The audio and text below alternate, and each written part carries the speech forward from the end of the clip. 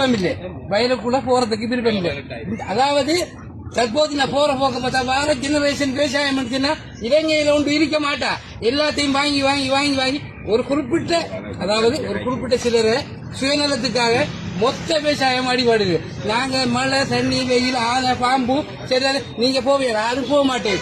இருந்து வாங்கி திங்கிற உங்களுக்கு ஒரு கிலோ அதாவது 10-15 கிலோ நெல்லை கொடுத்தா தான் ஒரு சாமம் வாங்கலாம். அதாவது அரை கிலோ சாலமை வாங்கலாம்னு சொல்லிட்டுனா ஒரு மூட நெல்லை விற்கிற நிலைமையில இருக்கு அக்கிரமத்தில்.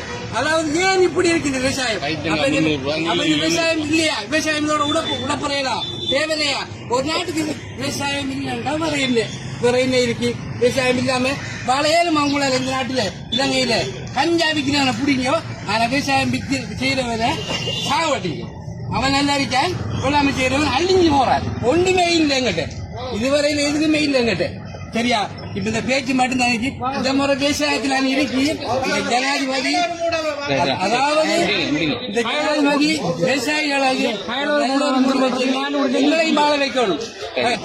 இன்று அக்கரைப்பற்று பிரதேச செயலகத்திலே அக்கரைப்பற்று விவசாயிகள் அமைப்புகள் எல்லாம் ஒன்றிணைந்து இன்று அரசாங்கத்துக்கு எங்களது கவனஈர்ப்பு போராட்டமாக எங்களுடைய உற்பத்தி நெல்களை விற்க முடியாத நிலையிலே நாங்கள் இங்கு ஒரு கவனஈர்ப்பு போராட்டத்தை நடத்திக் கொண்டிருக்கிறோம்.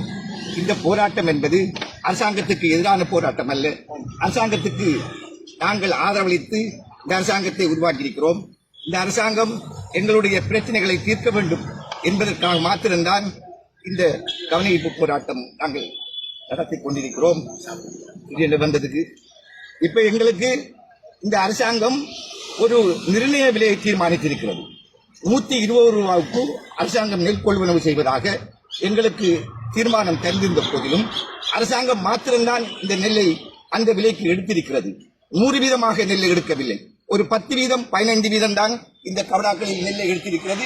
ஏனைய நெற்களை விவசாயிகள் விற்க முடியாமல் மிகவும் கஷ்டப்பட்டுக் கொண்டிருக்கிறார்கள். நேற்று முதல் கௌரவ விவசாய அமைச்சர் லால்காந்த அவர்கள் ஒரு அறிக்கையை வெட்டியிருந்தார்கள். அதில் அவர் சொல்கின்றார், விவசாயிகளின் நெல்களை நாங்கள் வாங்கிவிட்டோம், விற்பனையாளர்கள் உற்பத்தியாளர்களை நெல்லை பிரச்சனை இல்லை, ஆனால் வியாபாரம் பண்ணுகிறவர்கள் தான் இதை பெரிதாக காட்டுகிறார்கள். இது புலனர்வையிலும் வேறு சில இடங்களில் மாத்திரம் பிரச்சனை இருக்கிறதாகவும் அம்பாறை மற்ற ஏனைய பிரதேசங்களில் இல்லை என்றும் சொன்னார். அது மிகவும் கண்டிக்கத்தக்க ஒரு வசனமாக நாங்கள் அதை ஒரு கண்டனமாக தெரிவிக்கிறோம்.